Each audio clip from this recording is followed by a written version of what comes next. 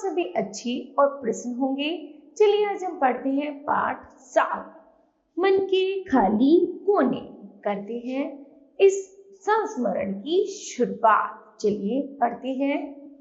आज शहरों में बड़े बड़े मॉल खुल गए हैं, जहां जगमगाती शोरूम में झिलमिलाती वस्तुओं की बेशुमार वैरायटी मिल जाती है। पर फिर भी बचपन में घूमे गए मेलों की स्मृति भुलाए नहीं भूलती। अर्थात कवि बता रहा है, भले हम कितने मॉलों में क्यों ना घूमे, लेकिन बचपन में जो हमने मेले घूमे थे उनकी याद नहीं भूलती। वो आनंद, वो उत्साह, वो सस्ती सी वस्तु को पाकर भी स्वयं को सम्राट तुल्य अनुभव करने की अनुभूति मन की सुकोमल सतहों में आज भी अमिट है। अर्थात कवि बता रहा है कि जब हम उन मेलों से सस्ती वस्तु खरीदते थे, ऐसा लगता था जैसे हम किसी देश के सम्राट हो और हमें कितनी बहुमूल्य वस्तु मिल गई है। याद आती है वह निरीह मां जो दाना भाव के कारण सदा चिंतित रहती थी।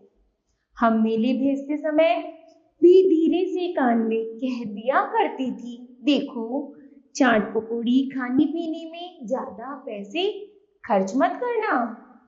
तुम्हारे बाबूजी को तो मैं नहीं समझा सकती, पर तुम उनसे कहना कि घर सजाने के लिए 1-2 गुलदान ले लो या कोई कपड़े आदि दिलवा दे। फिजूल खर्ची अच्छी नहीं। तब मां पर ढेर सारी करुणा हो आती थी, थोड़ा मन क्षुब्ध भी होता था। मां से साथ चलने का आग्रह करते तो मां बहाना बना देती थी कि घर पर किसी का रहना जरूरी है। शायद मां के पास कोई नई अच्छी साड़ी ही न होती थी जिसे पहनकर वह मेले जा सकते। उस पर घर पर ढेरों काम। मेले में भी मुझे रह रहकर मां की याद कसक उठती थी। शायद बच्चों व पति के लिए निरंतर त्याग ही किए जाना भारतीय स्त्री का भाग्य है। मां के भाग्य में सैर सपाटा, मस्ती, फैशन कुछ नहीं था। थी तो केवल परिवार का जीवन स्तर ऊंचा उठाने की चिंता और अनावृत काम में जुटे रहने की कोशिश।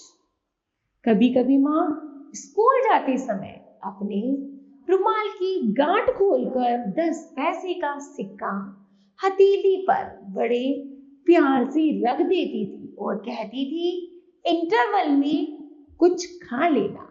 उस सिक्के को खर्च करते हुए मेरे हृदय पर इतना जोर पड़ता था कि कई कई दिन वह मेरे पेंसिल बॉक्स में ही कैद रहता।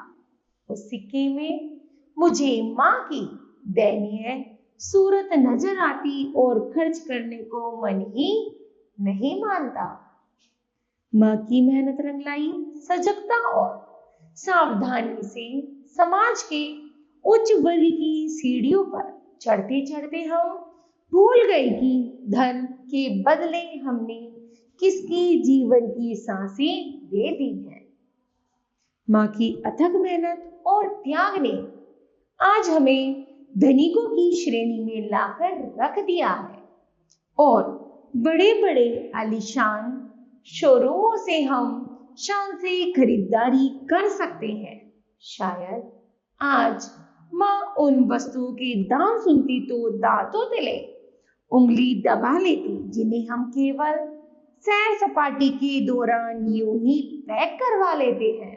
शायद उन खाली कोनों को भरने के लिए जो पहले मां के प्यार से ही भरपूर रहा करते थे, पर मां खुद अनेक जानलेवा रोगों का शिकार होकर चल बसी।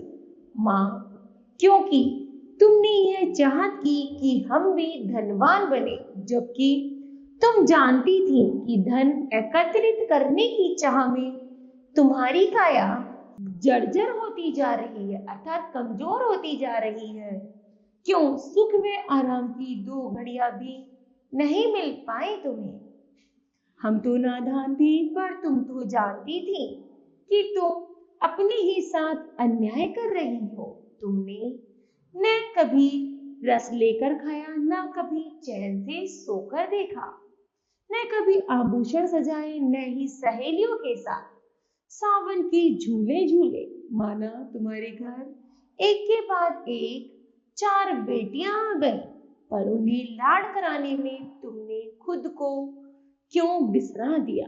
उनके भविष्य को सुनहरा करने के लिए क्यों अपनी हिरनी जैसी आंखों को धुएं में झोंक झोंक कर धुंधली कर लिया? बताओ ना माँ, हमारे इस प्रश्न का उत्तर अब हमें कौन देगा? इस तरह बच्चों यह पाठ समाप्त होता है। तो बताओ आपने इस कहानी से क्या सीखा? तो हमने सीखा कि हमें हमेशा ध्यान रखना चाहिए कि हमारे बड़े बुजुर्ग माता पिता क्या कर रहे हैं अपने जीवन में, उन्होंने क्या किया, कितने संघर्ष किए, इसलिए हमें उनके संघर्षों को हमेशा सराहना चाहिए। ठीक है, तो मुझे आशा है बच्चों यह पाठ आप सभी को समझ आया होगा। धन्यवाद।